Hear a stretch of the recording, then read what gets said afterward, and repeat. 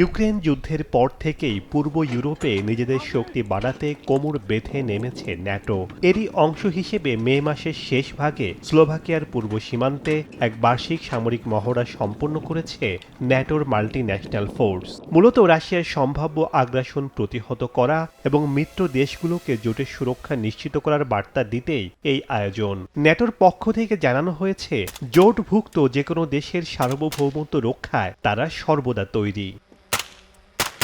ন্যাটোর অফিসিয়াল ওয়েবসাইটের তথ্য অনুযায়ী এবারের মহড়াটি ছিল বেশ আধুনিক ও বহুমুখী। এতে ড্রোন যুদ্ধ পরিচালনা, শহুরে পরিবেশে যুদ্ধের বিশেষ প্রশিক্ষণ এবং ভারী সাঁজোয়া যান থেকে লাইভ ফায়ার ড্রোন ড্রিল অন্তর্ভুক্ত ছিল। প্রযুক্তির ব্যবহারের পাশাপাশি প্রতিকূল পরিস্থিতিতে টিকে থাকতে সেনাদের দেওয়া হয়েছে মুখোমুখি লড়াইয়ের কঠোর প্রশিক্ষণ।